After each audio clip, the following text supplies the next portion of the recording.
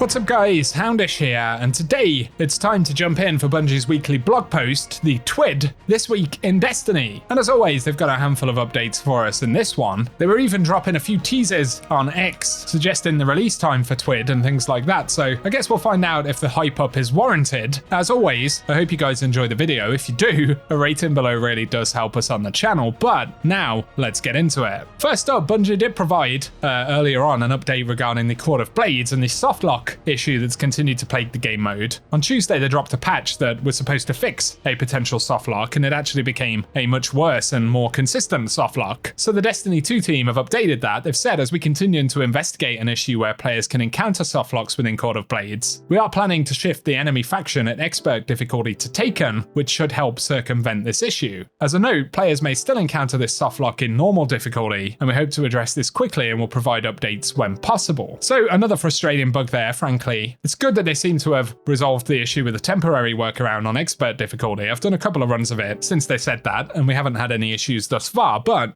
obviously more updates are needed to hopefully iron out that problem. So that's the first quick update for that.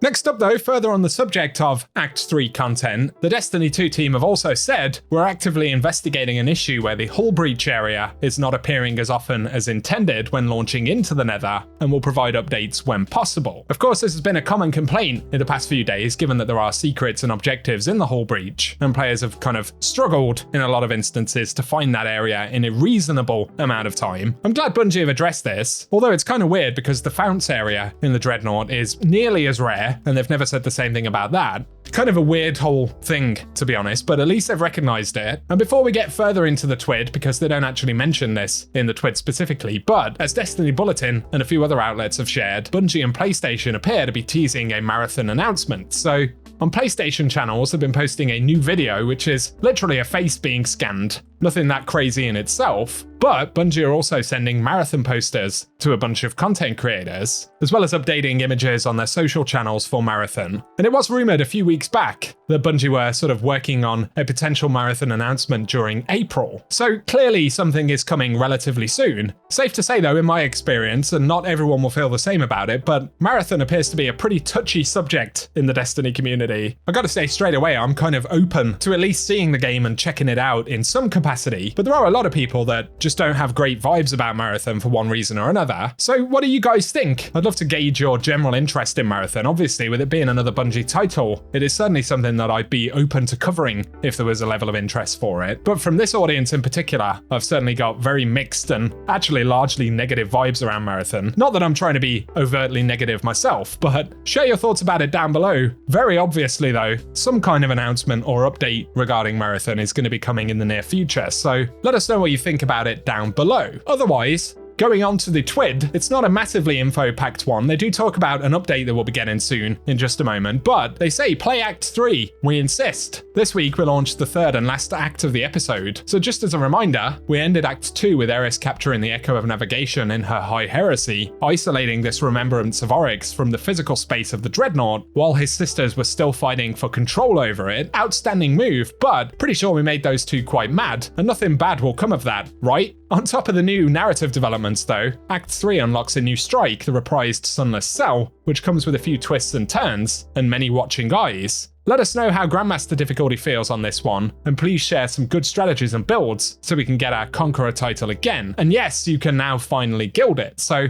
that's kind of a recap, I suppose, on some of the stuff this week. They talk about the update here in just a second though. Act 3 also brings new encounters and spaces to the Nether, new bosses and hazards to the Court of Blades, and there are still many great rewards to earn, like the remaining pieces of Barrow Dyad, especially if you haven't been able to find the hull breach in 6 hours playtime, for instance. That's my addition, not Bungie's. The very round exotic SMG can now be 100% completed with One for All and Target Lock as its third and fourth catalysts, as well as the final intrinsic, and while the weapon drops upon completion of the Derealize exotic mission, its catalysts are unlocked in ways that we won't spoil here. The only thing that we can tell is that no matter if you choose Resolve or Ambition, both versions of the weapons are very strong with the new perks. things. Looking to the next update though, Bungie have said when we wrap up the Act 3 story, it's time for update 826. There'll be a slight sandbox tuning update, and the new heavy metal game mode, and also Ride of the Nine will drop. They say you may have seen a little date on our product page. Good things come to those who wait. Stay tuned for more details. And sometimes Bungie are just so frustrating, like, this is on their Heresy Act 3 page. Why don't they just put the date in the twit as well? According to the Heresy Act 3 page, Rite of the Nine will be starting on May 6th. Take up a challenge issued by the Nine and experience a collection of remixed Destiny 2 dungeons with a variety of challenges designed for both new and veteran players. Of course, we had a bit of a preview of that in the Act 2 livestream we got a few weeks ago, but there is the all-important date, even though Bungie are being cagey about it and also publishing it on a lesser visited webpage than the TWID. Dude, again, I'm not trying to complain, but it's just such a weird form of communication. May 6th, apparently, is the date, unless Bungie change it, and that's why they won't say it in the TWID. Not entirely sure what's going on, to be honest, but that's when we can probably expect it. Otherwise, they say Iron Banner is on, and we're in the middle of the second Iron Banner week for episode Heresy. That means you are all busy getting the seal, more weapon rolls, and some pieces of armor in your least used characters. For those of you who are busy this week or just taking it slowly, save the date, and the next Iron Banner will start on April 29th. Plus, we have plans for more Iron Banner weeks in the future, and we'll share more details on when those are coming at a later date. So April 29th will be the last week before the update that brings Rite of the Nine, so it will only be at the end of this month, not too long to wait for another chance at it. And even though they hadn't previously announced it, there will be more Iron Banner weeks as part of episode Heresy at some point later on. Of course, in that sort of downtime as we wait for the next expansion, assuming that that's a thing. Otherwise, in the TWID, Bungie talk about Rushdown Roulette winners. If you want to check those out, as well as plugs for Bungie rewards like the Guardian Games jersey and a couple of other items, such as National Stress Awareness Month, which they also touch on in the TWID, and Bungie will be running a bit of a campaign for that with a new emblem, which is certainly a noble cause, so if you want to support that, it is linked down below.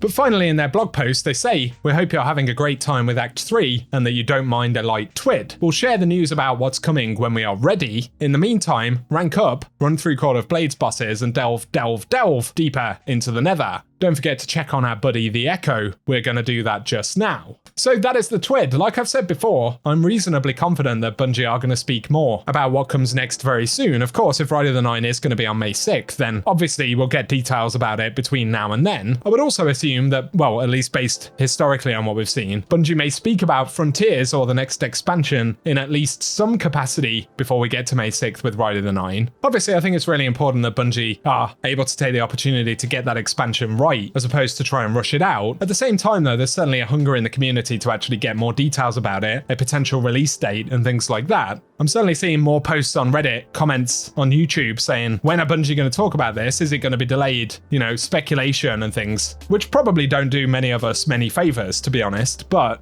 I think that kind of speculation is natural when we've gone for such a long period of time without actually hearing about it. On the subject of stress awareness, as a Destiny content creator, I'd certainly love to get more of an idea of what happens next. I also think we're going to go into a very interesting phase if Bungie announce Marathon in the next month, but don't speak about the next expansion for Destiny, as I just kind of feel like it's going to sour the taste for players even more if that's what happens. Again, maybe I'm being a bit impatient, and I would like to reiterate, I certainly don't want to be negative without cause, but it's not just my opinion, you know, we can see it in the community. As a whole, there is certainly a hunger and a desire to get more details about what will happen in the future, so share all of your thoughts about that down below. But for today, that is Bungie's update. So if you've at least found the video useful, a rating below really would help us out on the channel. Feel free as well to get subscribed if you want to see more Destiny content, but otherwise, cheers for tuning in, and I hope you guys have an awesome day.